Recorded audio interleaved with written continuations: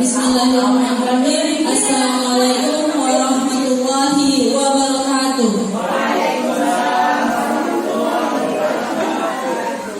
Alhamdulillah, puji syukur kita panjatkan kehadirat Allah Subhanahu wa taala.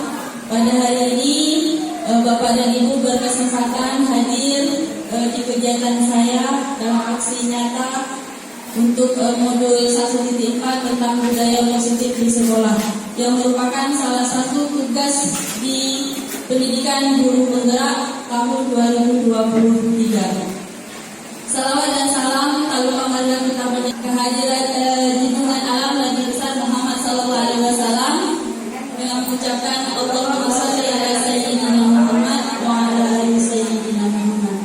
Semoga kita yang hadir bersalawat akan mendapat syafaat pada hari kiamat kelak. Amin amin ya rabbal alamin. Yang kami hormati Bapak Ibu serta dari KKN ya.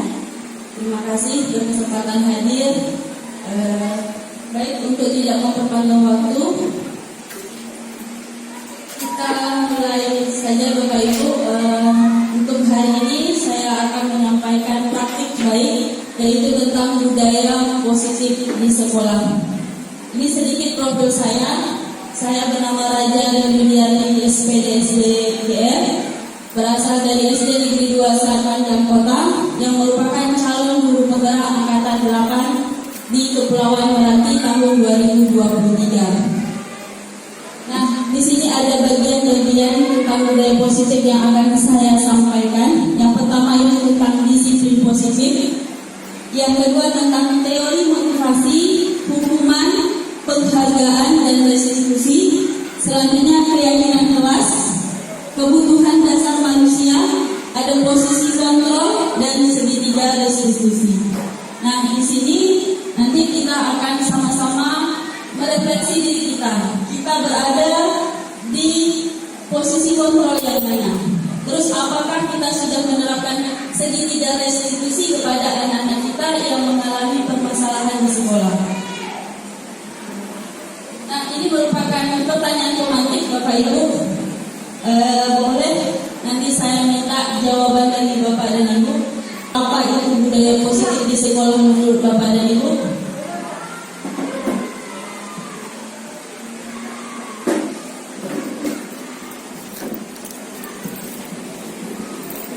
Bismillahirrahmanirrahim. Budaya positif di sekolah. Budaya positif itu tergantung kita tahu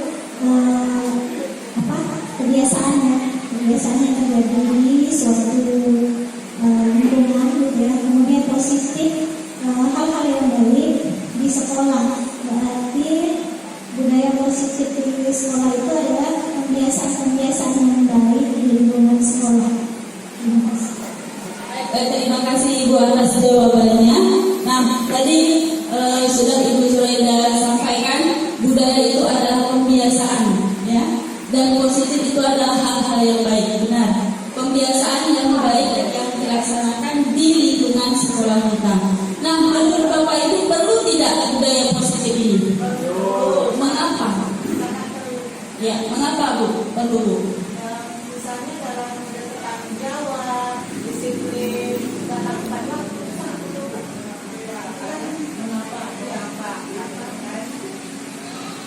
Mengapa perlu adanya budaya positif di sekolah kita? Biar menjadi biar untuk menjadi kebiasaan, tidak hanya di lingkungan sekolah, tetapi juga bisa kita lakukan atau anak-anak kita lakukan di luar lingkungan sekolah, baik itu di lingkungan keluarganya maupun di lingkungan masyarakat. Benar sekali. Nah, yang ketiga, bagaimana cara mengembangkan budaya positif di sekolah ini? Ibu bantu jawab dengan itu.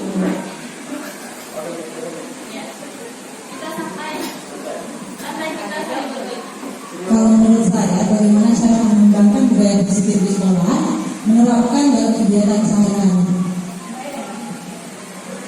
Baik, menerapkan dalam kegiatan sehari-hari. Ada yang ingin menambahkan, Bapak dan Ibu? selain melaksanakan kegiatan sehari-hari? Terima kasih Bu Aja. Bagaimana cara pembiasaannya itu seperti bersalaman gitu ya. Kita seperti gotong royong itu salah satu cara ya, membiasakan budaya positif tadi. Terima kasih. Terima kasih Bapak.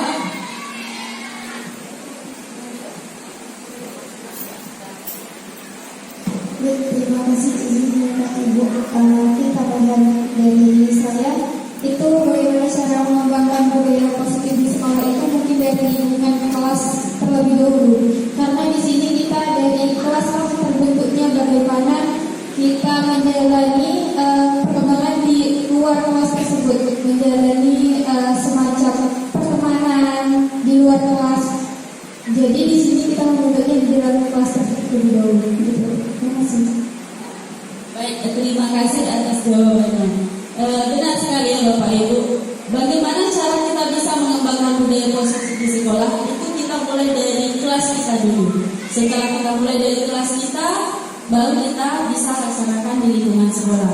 Dan apa yang Bapak Ibu sampaikan juga sudah benar. Cara kita itu kita dengan melakukan kegiatan yang sederhana, pembiasaan seperti 5S, salam, senyum, ya, sopan, santun, itu kita tetap laksanakan. Terus melaksanakan gotong royong juga, ya, kita berkolaborasi. Ini juga merupakan cara bagaimana kita mengembangkan budaya positif di sekolah. Nah, ini latar belakangnya. Sekolah ini kita ibaratkan sebagai tanah, tempat bercocok tanam. Sehingga itu guru perlu mengusahakan bagaimana agar sekolah atau sebuah lingkungan itu menjadi menyenangkan, aman, nyaman, ya, serta dapat menjaga dan melindungi setiap murid dalam hal-hal yang kurang bermanfaat, dari hal-hal yang kurang bermanfaat atau bahkan mengganggu perkembangan potensi muridnya. Nah, salah satu tanggung jawab kita sebagai guru itu adalah bagaimana menerapkan budaya positif ini di lingkungan sekolah kita, sehingga kebiasaan-kebiasaan yang baik dari anak didik kita itu akan tumbuh dengan sendirinya dan menjadi karakter yang nantinya akan berdampak jangka panjang untuk diri mereka. Bagaimana lingkungan sekolah kita saat ini? Bagaimana murid-murid kita saling berinteraksi? Bagaimana Bapak Ibu? Murid kita berinteraksi bagaimana? Selama ini kita perhatikan di sekolah kita bagaimana murid-murid kita saling berinteraksi? Saling berkomunikasi bagaimana? Apakah mereka sudah melakukan kebiasaan yang baik dengan berbicara yang sopan atau bagaimana?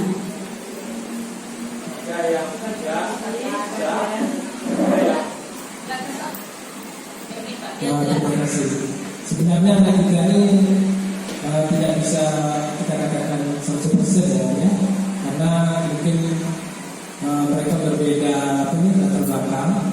Mungkin dia sudah mengerti komunikasi interaksi. Mungkin ada yang memang belum tahu sama sekali. Karena namanya anak ini kan mungkin dengan spontan dia berinteraksi itu. Bahwa dia tahu itu baik gitu kan, tapi kadang dia spontan bahwa yang salah itu kadang dia mengatakan itu baik, itu tergantung perkembangan anak. Terima kasih Bapak. Benar ya Bapak Ibu, kadang anak-anak kita ini mereka berkomunikasi dengan temannya itu kadang ada sesekali mengeluarkan kata yang tidak baik atau yang kurang sopan. Nah, kita selaku guru inilah yang akan kita bentuk dari dalam diri mereka. Kita tanamkan karakter yang baik, kita tanamkan budaya positif yang baik. Nah, pertanyaan yang kedua, bagaimana kita sebagai guru menyapa murid? Nah, Bapak Ibu, bagaimana kita sebagai guru menyapa murid? Ya Bu, dengan lemah lembut. Ada lagi yang mau ditambahkan Bapak Ibu? Dengan cara ada berbagai salam Bu, bisa misalnya dari tubuh kos. Baik, dengan melaksanakan berbagai salam ya, ada salam persahabatan ya, salam kos, salam seperti ini ya, betul ya. Jadi kita menyapa murid itu dengan lemah lembut ya. Kita harus menunjukkan sikap yang baik kepada anak-anak kita. Mungkin kita juga harus menunjukkan bagaimana berbicara yang sopan kepada orang tua, bagaimana berbicara yang baik dengan teman, itu kita harus tunjukkan kepada anak-anak kita. Nah, pertanyaan yang ketiga, bagaimana guru menyelesaikan suatu permasalahan atau konflik antar murid? Nah, ini kan biasanya kita sering mengalami permasalahan ya Bapak Ibu. Anak-anak kita kadang sering berselisih paham dengan temannya. Nah, bagaimana Bapak dan Ibu menyelesaikan permasalahan ini? Nah, ini akan ada hubungannya nanti dengan segitiga restitusi. Baik, siapa yang ingin mencoba menjawab? Silakan.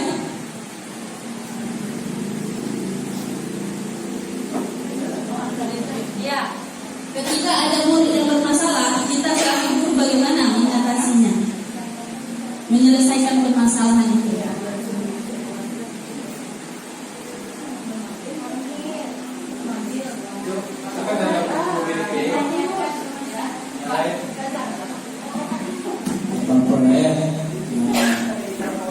Teman-teman yang nanti berikan masukan ya, saran. Kalau dalam literasi buku itu kan ada namanya buku bimbingan konseling ya, bimbingan kehidupan. Iya. Oh, ada yang di sini ya. Nominal ya. Oke. Jadi bersyukur ya, mungkin kita berkomunikasi ya. Jadi secara prosedurnya seperti itu, mungkin ada dipanggil sesuai kasusnya, nanti dibuat catatan di dalam buku BP tersebut. Nah, ini sudah masuk edukasi dulu ya. Nah, jadi saya kira seperti itu. Terima kasih. Terima kasih Pak. Ada yang menambahkan? Silakan. Izin, terima kasih Bu. Izin mungkin saya menjelaskan dari materi bimbingan dan konseling itu yang saya dapatkan itu. Jika ada dua murid atau beberapa kelompok murid yang bermasalah itu, satu murid kita panggil terlebih dahulu untuk kita bawa ke ruang BK dan kita tanyakan apa permasalahannya di lapangan. Nah, setelah usai dan mereka menceritakan semuanya, baru setelah itu satu konflik lagi yang kita panggil. Jadi jika kalau dua orang ini yang berkonflik ternyata selaras ceritanya dan memang benar semacam yang satu juga menceritakan hal A, yang kedua juga menceritakan tentang A. Jadi di situ boleh kita panggil keduanya dan saling bermaaf-maafan. Jikalau berbeda, yang permasalahannya yang satu A dan yang permasalahan yang kedua itu B, kita boleh memanggil ketiga ya, menjadi saksi begitu. Jadi kita panggil juga satu orang saksi, bawa ke ruangan siapa yang selaras dengan orang yang pertama atau yang kedua begitu. Terima kasih. Baik, terima kasih. Berarti tetap kita memanggil ya, anak yang mengalami permasalahan biasanya kita panggil, kita tanyakan ya kan, anak yang mengalami konflik itu biasanya kita panggil di kelas, kita tanyakan apa permasalahannya. Jika permasalahan ada dua anak yang mengalami permasalahan, kita tanyakan bagaimana kasusnya. Jika ceritanya sama, berarti kita langsung meminta anak itu bersaling bermaafan ya, seperti itu. Oke, baik. Kita lanjutkan ya Bapak Ibu. Nah, suasana atau budaya yang berkembang di sekolah ini secara tidak langsung itu merupakan cermin dari tujuan atau nilai-nilai sekolah yang kita yakini selama ini. Maka untuk itu menciptakan lingkungan positif agar terbentuknya suatu budaya positif adalah suatu proses perjalanan pendidikan yang harus kita jalani. Karena ini merupakan tanggung jawab kita sebagai seorang pendidik dan sebagai seorang pemimpin pembelajaran di kelas. Suatu lingkungan yang aman dan nyaman itu akan memberikan murid kesempatan dan kebebasan untuk mereka berproses, untuk mereka belajar, untuk mereka mengembangkan ekspresi mereka, untuk mengembangkan bakat dan minat mereka. Sehingga dari proses itu mereka tahu, mereka bisa belajar dari kesalahan atau apa yang mereka lakukan. Jadi kita perlu ingat, jadi selama anak-anak bersekolah di lingkungan kita, itu kita harus membuat mereka merasa nyaman, bukan merasa tekanan dari lingkungan kita. Nah, makanya kalau ada tekanan, proses pembelajaran itu akan sulit terjadi. Nah, inilah ya, kita selaku guru berusaha menghilangkan atau mencabut gangguan-gangguan yang menghalangi proses pengembangan potensi murid kita. Bapak Ibu yakin tidak anak-anak kita ini memiliki bakat dan minat yang berbeda-beda? Ya, mereka punya potensi. Ya, mereka punya potensi di bidangnya masing-masing. Jadi kita tidak perlu memaksa mereka untuk suka dengan hal yang memang mereka tidak minati.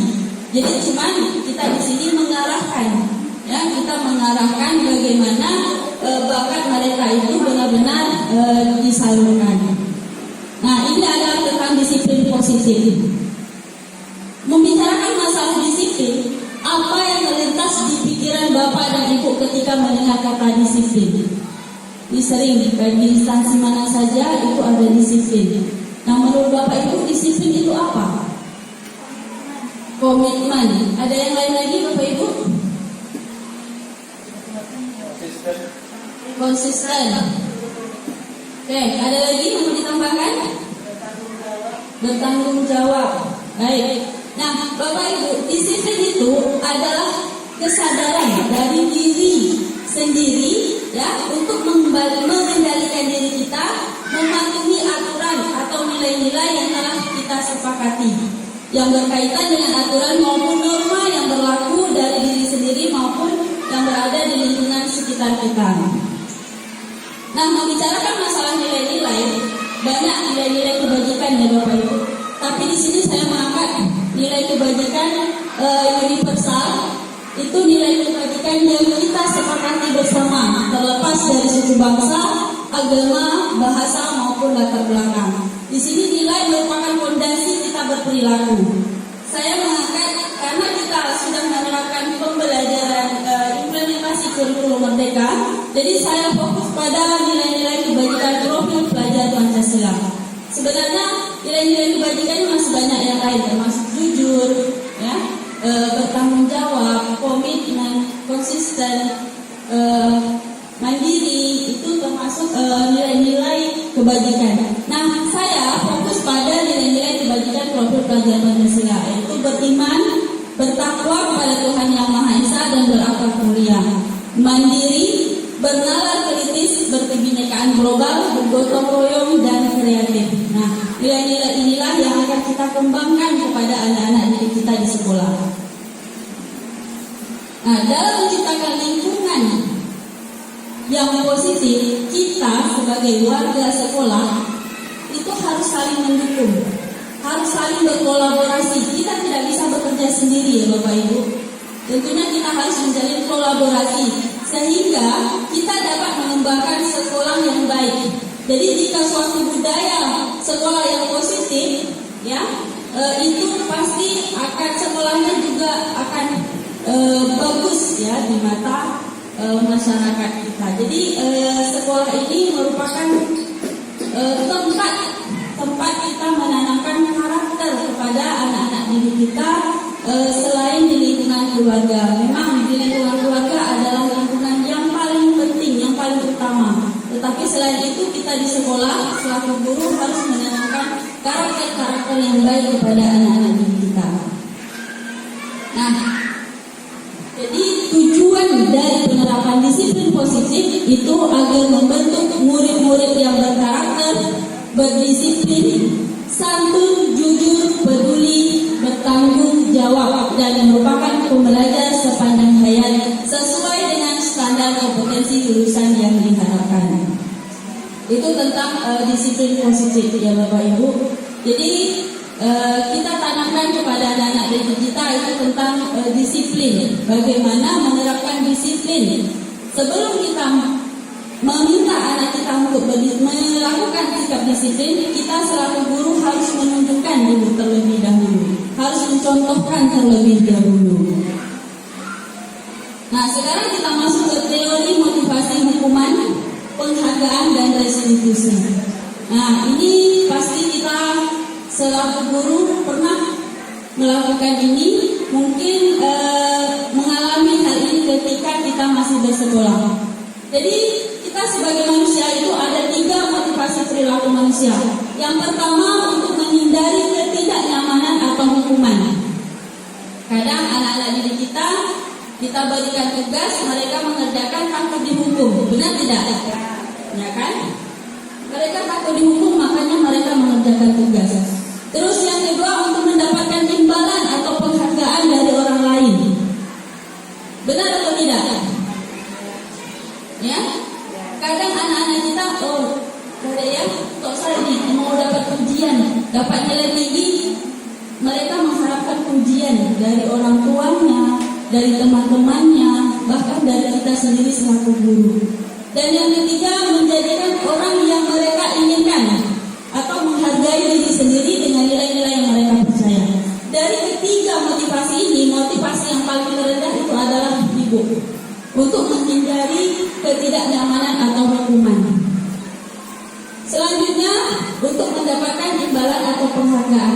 Nah, kedua motivasi ini itu merupakan motivasi eksternal, di mana motivasi itu berasal dari pengaruh orang luar, bukan dari dalam dirinya sendiri. Nah, disinilah kita akan membentuk bagaimana anak didik kita itu mereka melakukan sesuatu hal dengan keinginan mereka sendiri, untuk menghargai diri mereka sendiri dengan nilai-nilai yang mereka percayai.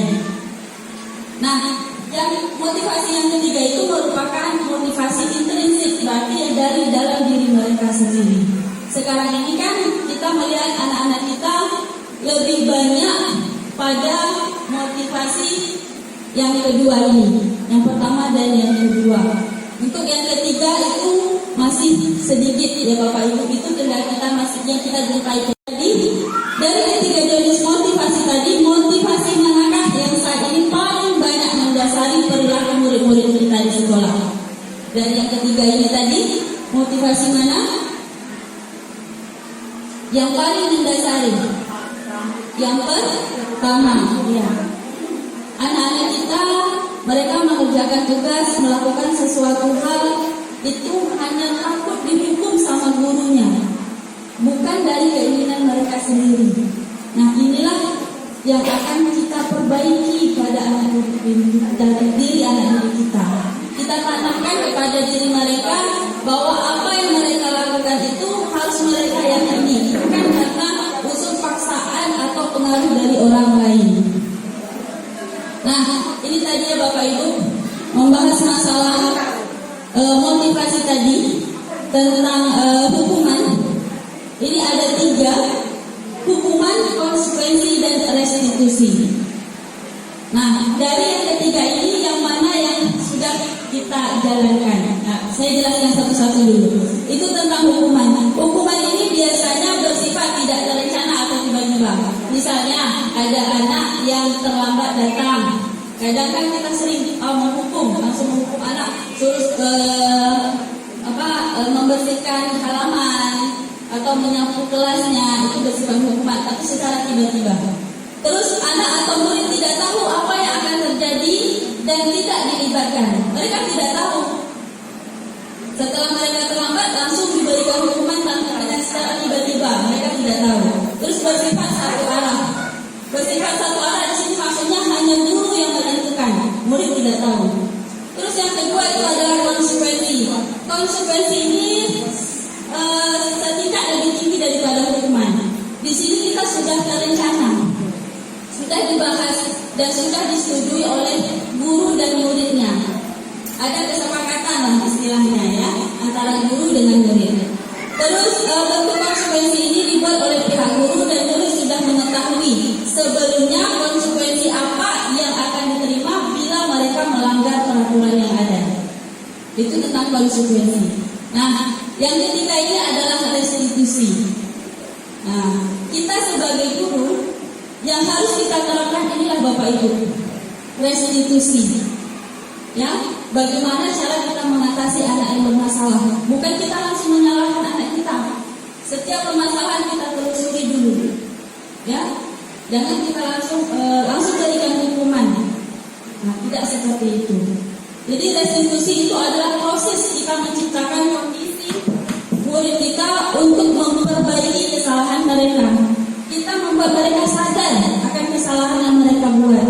Kemudian kita tanyakan apa akibat dari yang mereka lakukan. Terus bagaimana cara mereka atau solusi mereka agar tidak melakukan lagi kesalahan yang sama. Nah, itu yang harus kita lakukan kepada anak-anak kita.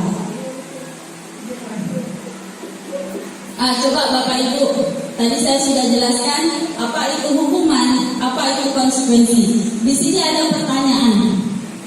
Mencatat 100 kali di dalam buku kalimat saya tidak akan terlambat lagi karena terlambat ke sekolah itu merupakan hukumankah atau konsekuensi? Bapak Ibu? Oke, kita simpan dulu jawabannya, nanti baru kita lihat ya. Terus menggantikan kertas teman yang telah dicoret-coret. Lari mengelilingi lapangan basket 2 kali karena terlambat dari sekolah. Membersihkan tumpahan air di meja tulis karena tersenggol pada saat kamu belajar. Oke, betul Bapak Ibu apa yang menjawab? Oke, tepuk tangan untuk semua. Bapak Ibu paham apa itu hukuman dan apa itu konsekuensi. Ya, jadi hukuman itu bersifat satu arah, anak tidak ikut terlibat dengan secara tiba-tiba saja. Tapi kalau konsekuensi kita sudah membicarakan itu sebelumnya. Ya, jadi kita sudah buat kesepakatan dan apa yang mereka langgar akan mereka terima akibatnya. Nah, di sini ada tadi ciri-ciri restitusi. Tadi kan contoh hukuman dan konsekuensi. Nah, sekarang ciri-ciri restitusi itu bukan untuk menebus kesalahan, namun belajar dari kesalahan. Jadi kita tidak langsung menghukum anak, oh kamu salah, tidak seperti itu. Kita merefleksikan diri mereka dulu, bagaimana mereka bersikap, bagaimana mereka belajar dari kesalahan yang sudah mereka buat. Terus restitusi ini memperbaiki hubungan, ya. Jadi mungkin selama ini ada hubungan yang kurang baik. Dengan segitiga restitusi ini kita memperbaiki hubungan dengan anak-anak kita. Kita merasa lebih dekat dan anak-anak didik kita merasa diperhatikan. Oh, ibu tidak marah ternyata, tapi ibu memberikan solusi dari permasalahan yang saya sudah buat. Ya, jadi mereka merasa guru ini memperhatikan mereka. Terus restitusi adalah tawaran, bukan paksaan. Nah, di sini kita menawarkan mereka bagaimana mereka menyelesaikan permasalahan mereka itu sendiri. Kita hanya membimbing. Jadi mereka menyelesaikan sendiri. Contohnya nih, jika ada anak yang terlambat ke sekolah, kita tanyakan kepada mereka, kita tawarkan kepada mereka, bagaimana agar kamu tidak terlambat ke sekolah lagi. Tentu anak akan menjawab. Apa menurut Bapak Ibu jawaban dari anak-anak kita? Kita bertanya bagaimana atau langkah apa agar kamu tidak terlambat lagi. Ya, bangun pagi. Jadi kan mereka yang menjawab sendiri. Kita hanya memberikan perarahan, memberikan bimbingan berdasarkan pertanyaan yang tadi kita menawarkan.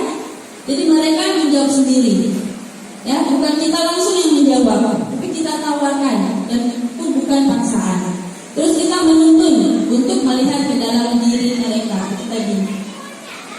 Ya, kita bimbing mereka. Bukan kita langsung menjawab setiap permasalahan yang ada pada anak-anak didik kita. Nah, sekarang kita masuk ke bagian yang ketiga, itu keyakinan kelas. Saya yakin Bapak dan Ibu sudah ada yang melaksanakan keyakinan kelas di kelas? Sudah, ya. Bagaimana Bapak Ibu melaksanakan keyakinan kelasnya?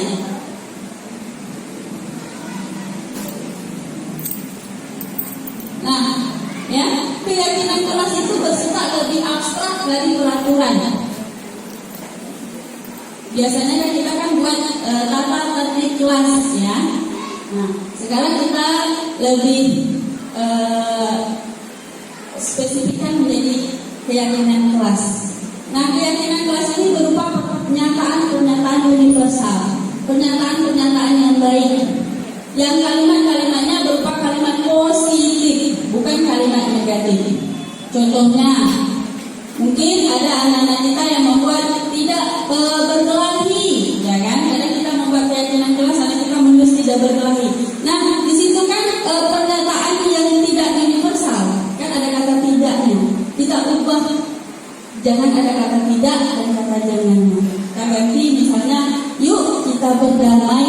Nah, jadi kalimatnya itu kita ganti dengan pernyataan-pernyataan universal, pernyataan yang baik, bukan pernyataan yang negatif. Ya, misalnya kata tidak lagi, kata jangan. Nah, kita hindari dalam pembuatan keyakinan kelas kata-kata seperti itu. Keyakinan kelas hendaknya tidak terlalu banyak, cukup sedikit, tapi mereka meyakini dan mereka memahami. Ya, tak perlu kita buat sampai 10, tapi ujung-ujungnya anak kita melanggar apa yang sudah mereka buat, ya kan? Jadi berarti mereka belum meyakini. Tak perlu banyak-banyak, sedikit saja poin penting kita buat keyakinan kelas. Yang penting mereka laksanakan, mereka yakini tanpa mereka langgar. Terus semua warga kelas hendaknya ikut berkontribusi dalam pembuatan keyakinan kelas. Saya yakin Bapak Ibu pasti melibatkan anak-anak ya di dalam pembuatan keyakinan kelas ini. Jadi semua anak merasa dilibatkan, jadi mereka merasa dihargai. Oh ternyata Ibu mendengarkan pendapat saya. Nah, seperti itu. Anak-anak bebas mengeluarkan pendapat mereka. Namun itu tadi, jika ada di antara mereka yang masih membuat kata-kata yang negatif atau ada kata tidak, kata jangan, nah kita inilah selaku guru membimbing mereka untuk membuat pernyataan-pernyataan yang positif. Nah, jika anak-anak kita melanggar keyakinan kelas yang sudah kita buat, kita ingatkan lagi kepada mereka bagaimana mereka seharusnya menjalankan keyakinan kelas yang sudah kita buat bersama-sama.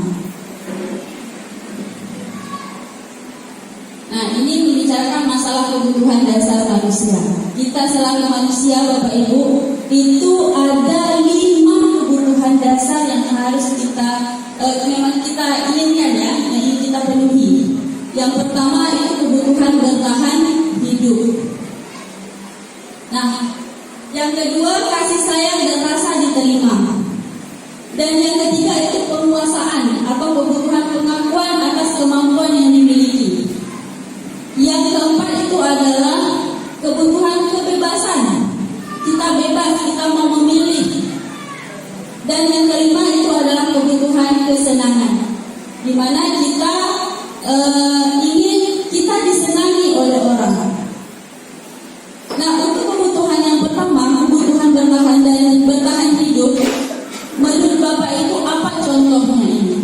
Kebutuhan bertahan hidup. Ya, makan dan minum. Kalau kita lapar, tentu kita butuh makan. Kalau kita haus, kita butuh minum. Kalau kita stres, butuh healing. Butuh duit. Iya, butuh duit juga. Ya, nak healing harus perlu duit, ya kan? Seperti itu. Iya, betul. Terus yang kedua itu rasa kasih sayang dan rasa diterima. Apa contohnya ini? Itu rasa kasih sayang dan diterima.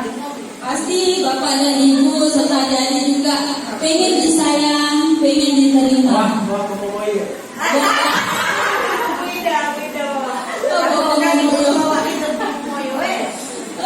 Yang ulang tahun Pak.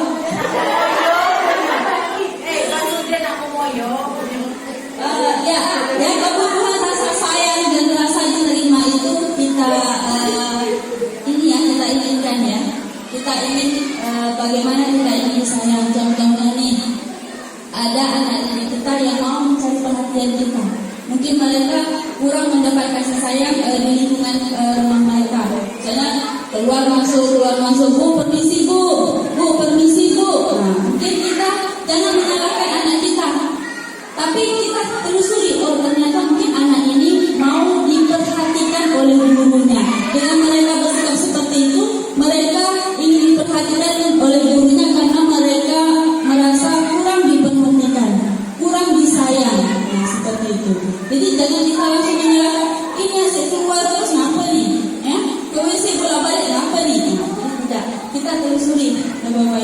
Jangan kita langsung salahkan anak. Mungkin anak ini bersikap seperti ini ada kebutuhan yang belum terpenuhi oleh mereka. Nah, sama seperti kita lah ya. Kita orang dewasa. Begitu juga dengan anak-anak didik kita. Terus yang ketiga, penguasaan. Apa kebutuhan pengakuan atas kemampuan. Misalnya nih, ada anak yang dapat 100, dia mengejek temannya. Dia ingin diakui kalau dia itu pintar. Nah, jadi tak boleh seperti itu nak, ya. Kita kan sering menjalankan seperti itu. Tapi di sebalik itu mereka ingin kebutuhan mereka itu terpenuhi. Mereka ingin merasa diperhatikan. Mereka ingin diakui atas kehebatan apa yang mereka punya, seperti itu. Terus kebebasan, keputusan akan pilihan. Kadang anak didik kita ini kan belajarnya, Bu, kami nak belajar di luar lah, Bu, kami nak belajar di dalam, Bu. Kan macam-macam anak didik kita mau. Jadi mereka ingin kebebasan. Jadi tidak perlu kita larang, cuma di sini kita arahkan. Bukan berarti kita tidak melarang, tapi tidak kita arahkan. Anak kita tanpa kita arahkan, nanti dia akan tidak bisa terarah dan nanti tidak akan terorganisir yang baik. Terus yang kelima itu kesenangan, kebutuhan untuk merasa senang. Ya, senang mereka diperhatikan, senang mereka kalau mendapat pelukan dari orang tua atau gurunya, ya seperti itu. Ini tentang kebutuhan dasar manusia. Nah, ini ada pertanyaan lagi. Dan tadi ada berapa kebutuhan dasar Bapak Ibu? Ada 5. Oke, apa yang pertama masih ingat? Kebutuhan bertahan hidup, betul. Yang kedua?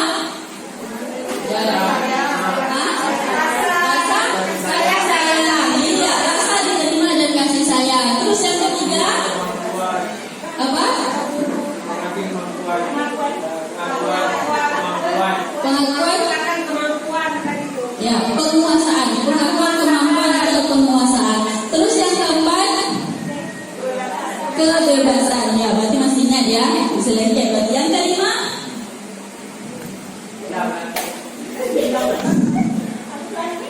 Yang kelima adalah rasa mereka senang kalau merasa diperhatikan. Rasa apa?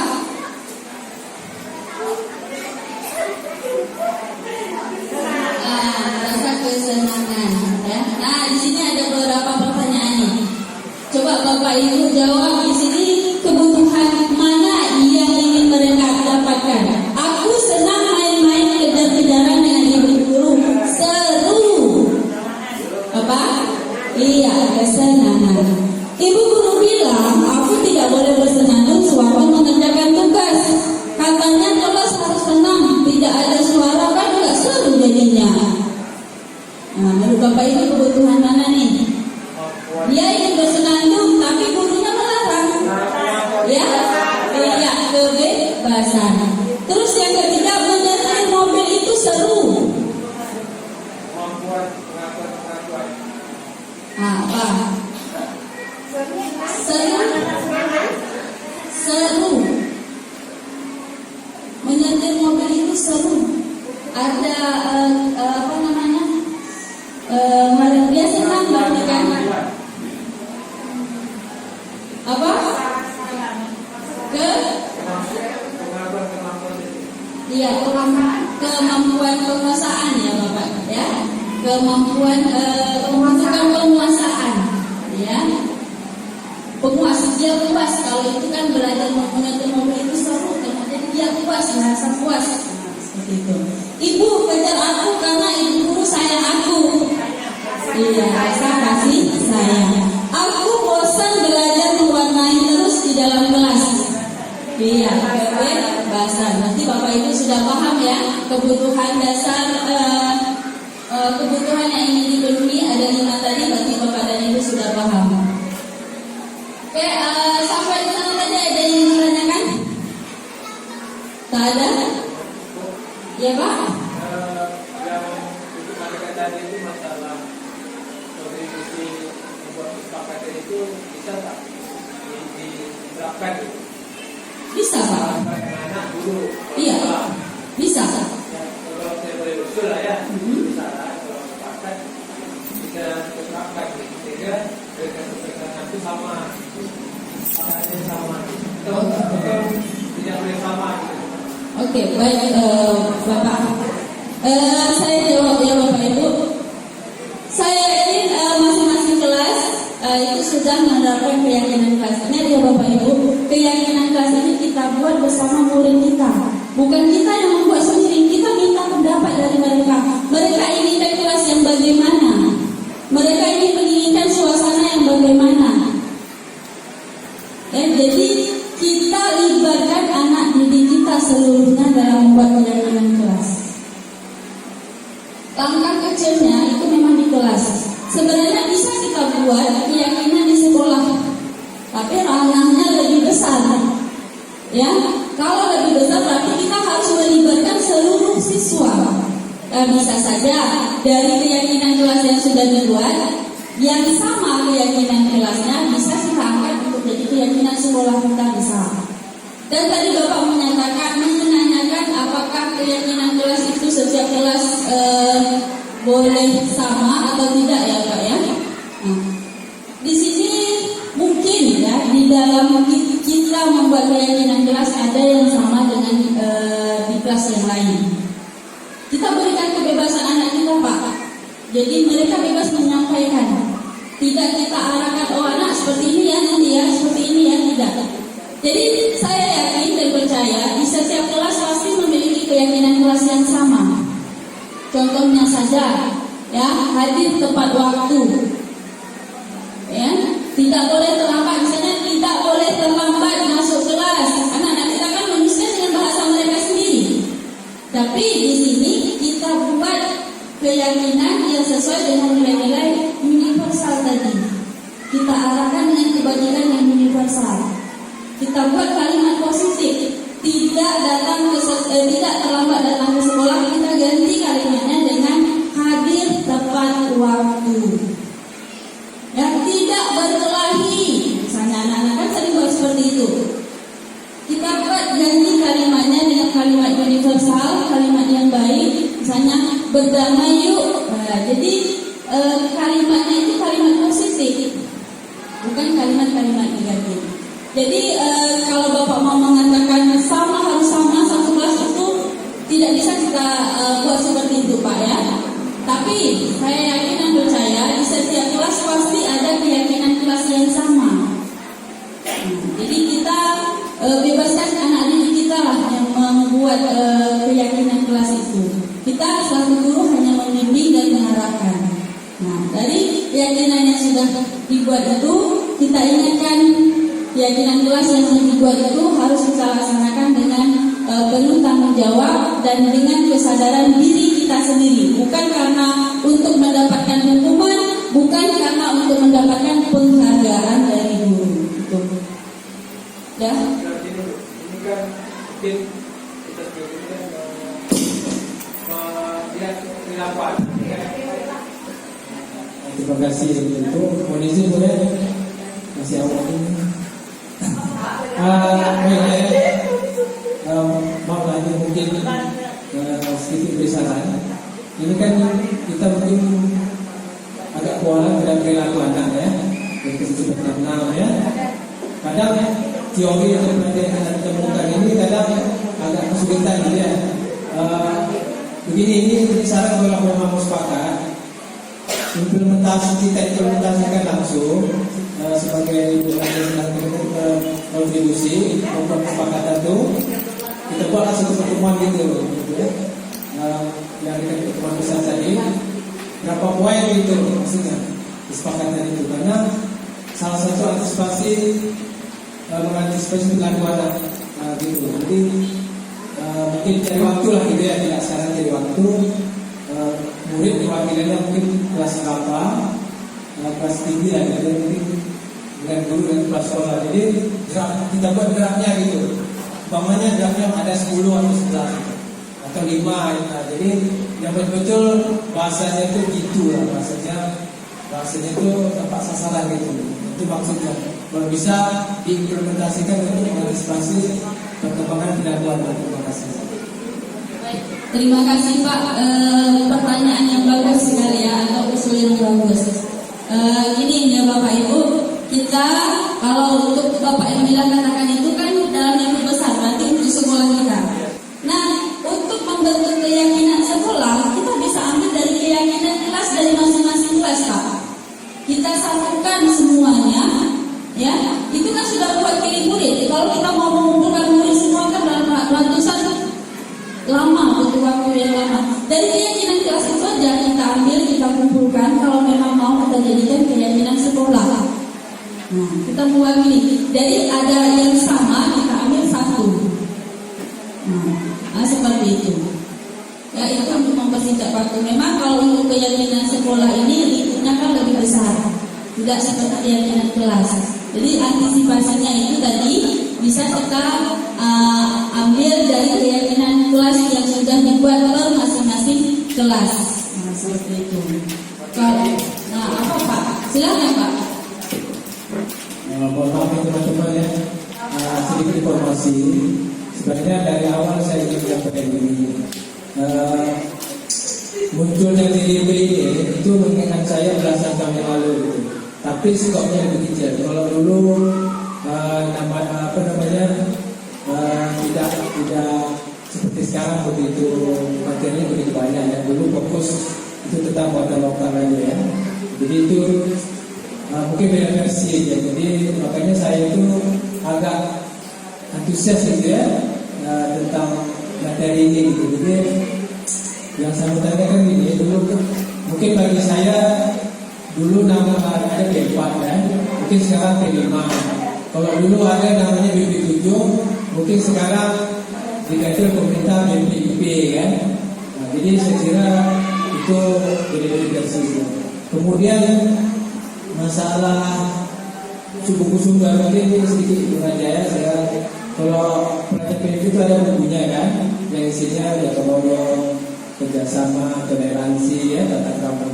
Nah, mungkin di P5 ini saya akan maksudnya buku sumbernya di mana? Apakah sudah ada di buku di guru-guru Merdeka itu atau macam-macam gitu?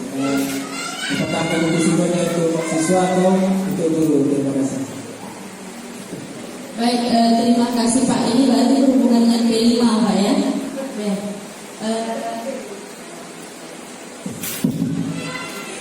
Kalau membicarakan masalah P5, itu kan proyek penguatan profil pelajar Pancasila yang kita tanamkan tadi itu akan nilai-nilai kebajikan profil pelajar Pancasila itu ada 6. Di mana di dalam P5 itu kita menerapkan nilai-nilai yang ada pada profil pelajar Pancasila itu beriman bertakwa, mandiri, gotong royong, kreatif, bernalar kritis, nah seperti itu.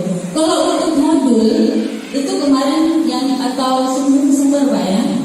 Kalau buku sumber itu bisa sebenarnya kalau buku sumber khusus tentang P5 itu mungkin ada ya.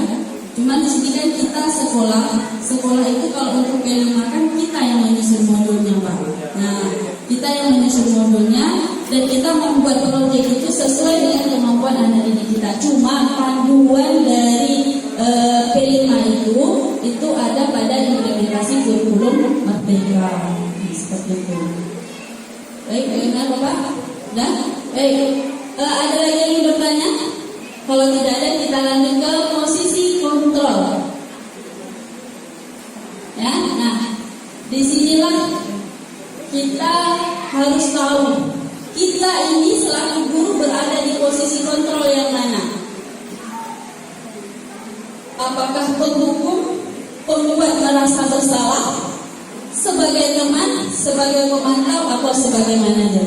Menurut Bapak dan Ibu, posisi kontrol mana yang paling rendah, Bapak Ibu? Iya, yang paling rendah. Posisi yang mana? Sebagaimana yang paling rendah? Sebagai penghukum Bapak Ibu. Setelah kita sebagai penghukum, mungkin ada kita bertindak sebagai pembuat merasa bersalah. Nah, di sini akan saya jelaskan. Jadi posisi kontrol yang pertama itu yang paling rendah itu adalah penghukum. Penghukum ini biasanya itu berupa hukuman fisik maupun verbal. Kalau fisik kita sudah nampak ya. Kalau verbal itu berupa ucapan. Nah, hanya berupa ucapan. Contohnya kita kalau sebagai penghukum itu biasanya sering mengucapkan mematuhi aturan saya. Kita sudah ada peraturan sekolah, patuhi aturan sekolah, ya. Atau kamu nanti saya jemur, atau kamu nanti keliling lapangan. Nah, seperti itu penghukum. Kamu selalu saja salah, ya. Itu kata-kata yang biasanya diucapkan oleh guru sebagai seorang penghukum. Selalu, pasti selalu yang terakhir selesai. Pasti selalu kamu aja yang buat masalah, tak ada orang lain lagi. Nah, ya, itu adalah kata-kata seorang penghukum. Ya, nanti kita sama-sama refleksi ya Bapak Ibu. Kita berada di posisi kontrol yang mana selama ini? Nah, yang kedua itu membuat merasa bersalah. Nah, kalau membuat merasa bersalah ini biasanya suara guru itu lebih lembut. Nah, ibu kecewa dengan ini. Ya, lembut aja dia bercakap. Ya, berapa kali Bapak harus memberitahu kamu? Bagaimana kalau orang tua kamu tahu sikap kamu seperti ini? Dia lebih lembut lagi. Ya, kalau lembut kan tegas, dia berhukuman fisik maupun verbal. Tapi kalau membuat merasa bersalah, biasanya guru itu akan bersuara lebih lembut. Tapi di sini ada kata-kata yang membuat anak tersebut merasa bersalah. Ya, jadi dalam makna kalimat yang diucapkan guru itu dalam maknanya untuk siswa, sehingga mereka bisa membuat merasa bersalah seperti itu. Dan yang ketiga itu posisi teman. Kita tak menyakiti murid, namun tetap berupaya mengontrol murid. Biasanya kata-kata yang kita ucapkan, ayo bantulah nak demi Bapak. Kamu ingat tidak dengan bantuan Bapak selama ini? Ya sudah, nanti kalian tidak apa-apa, nanti ibu yang bereskan, nanti ibu yang bantu bereskan. Nah, karena ini posisi sebagai teman. Terus posisi sebagai pemantau. Kalau pemantau ini dia hanya mengawasi orang-orang yang dipantaunya. Misalnya nih ada siswa yang terlambat datang masuk kelas. Sebenarnya dia bukan sebagai guru kelas. Ya, misalnya dia hanya sebagai satpam. Tapi dia kan satpam kan mengawasi, ya kan? Nah, disinilah posisi pemantau. Peraturannya apa? Kamu tahu tidak peraturan di sekolah kita apa?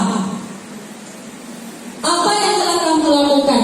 Apa konsekuensinya kalau kamu melanggar peraturan? Itu adalah ucapan yang diucapkan oleh seorang pemantau.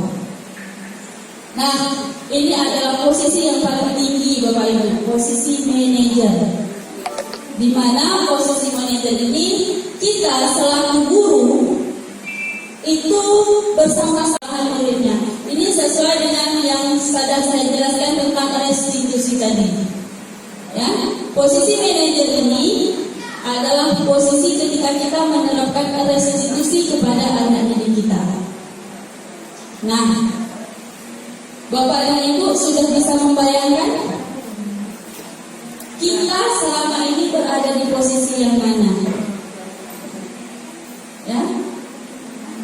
Nah, mari sama-sama kita renungi. Ya. Mari sama-sama kita renungi. Ya, kadang-kadang ya, ini curhat mungkin ya. Kadang ya kita tak mau menghukum, betul? Betul kan? Tapi pada dari tadi kata kita sabar itu ada batasnya. Kalau ada hal yang sama yang ulang-ulang itu juga yang dilakukan hilang kesabaran kita. Hukumanlah salah satu jalannya biar anak itu jerah. Tapi kenyataannya sudah kita beri hukuman, anak itu bukan jerah, malahan bisa bertindak lebih berbuat hal yang lebih tidak baik lagi. Ya, nah jadi mulai dari sekarang mari kita coba sama-sama belajar di posisi manajer. Biasanya di posisi manajer ini kita menanyakan sama anak didik kita apa yang kita yakini, apa keyakinan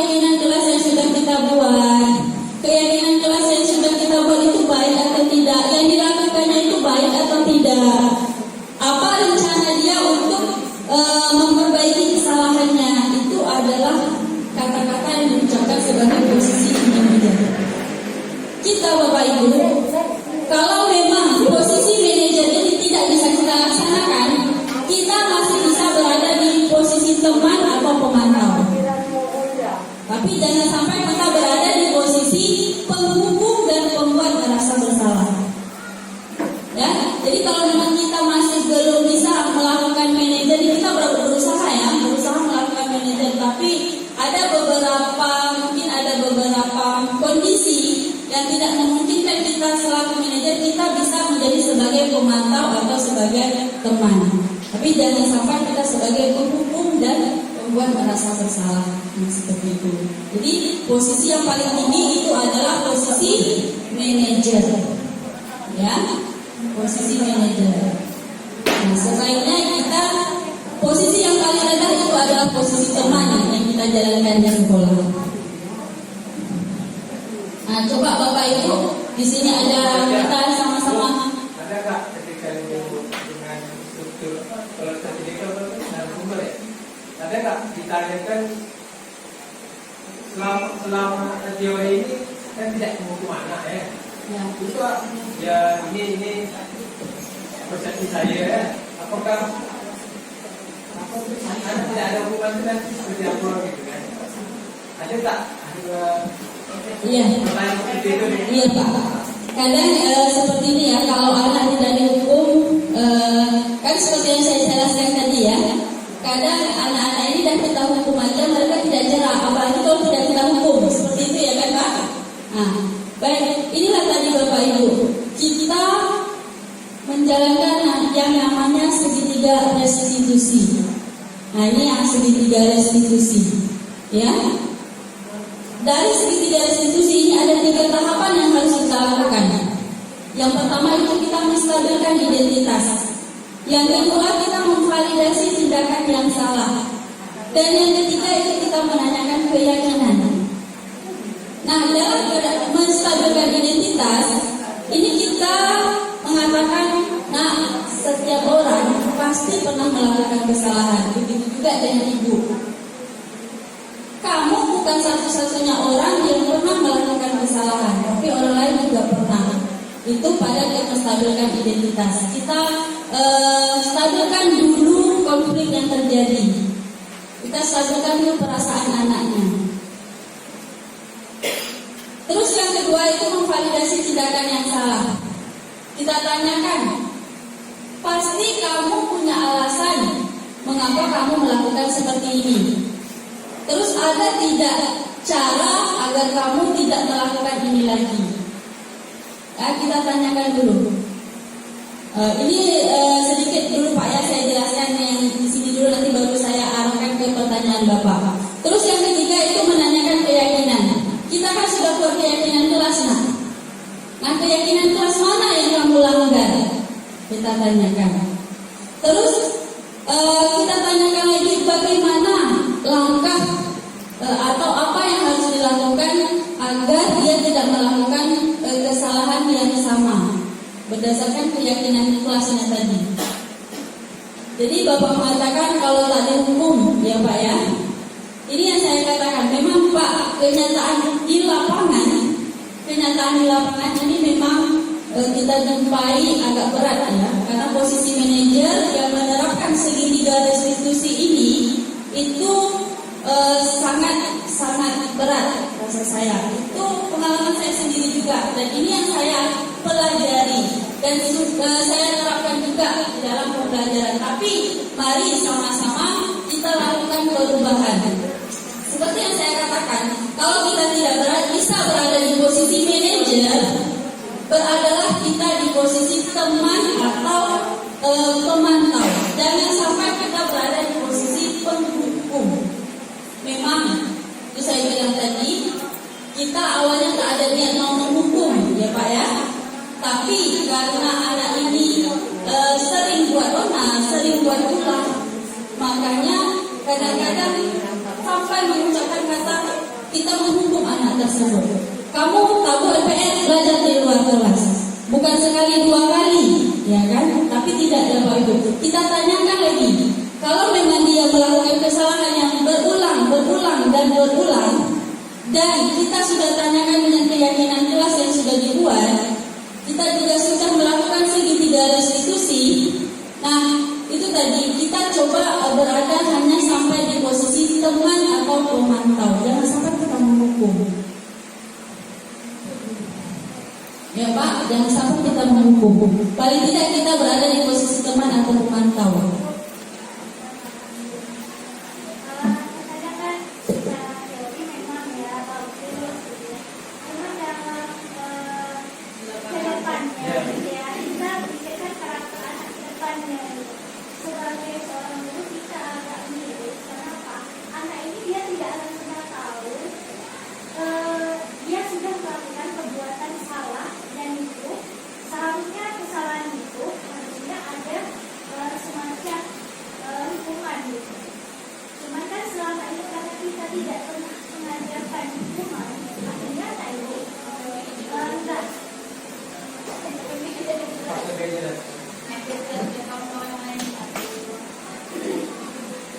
Terima kasih kepada Ibu dan kawan-kawan. Mohon waktunya.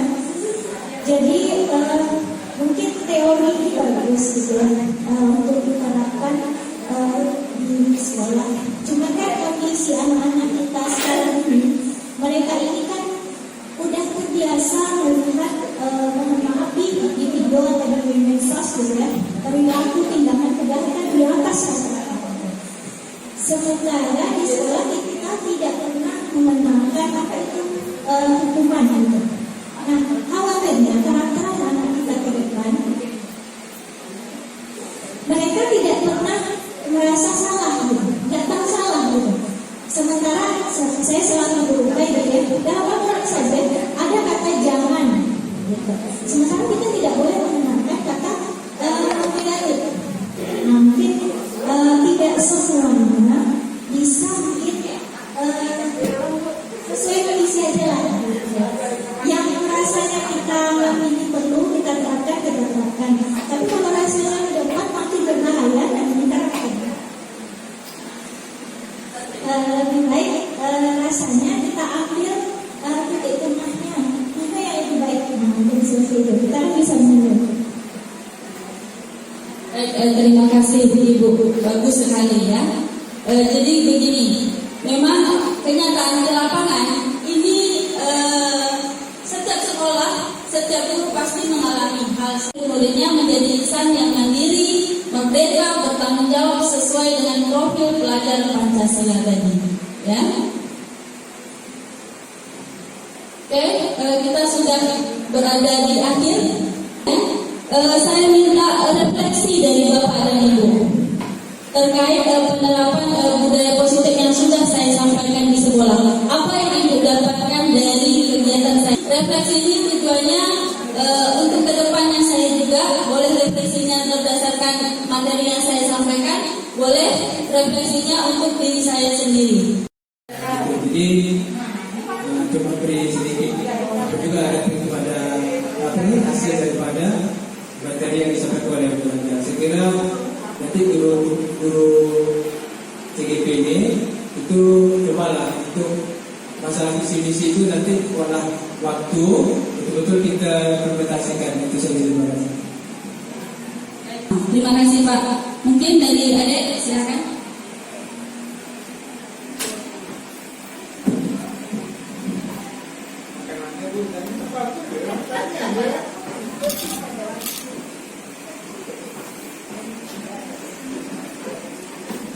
Izin Bapak Ibu, mungkin sedikit tambahan dari saya yang banyak saya tidak ketahui di sini. Saya memang belum pernah, maksudnya di sini saya fokus untuk guru BK, jadi tidak mengajar forensik saja. Tetapi saya pernah magang di sekolah luar biasa di Pekanbaru, itu SLB negeri. Jadi di sini saya juga sebenarnya bagaimana? Itu apa juga guru BK. Jadi di sini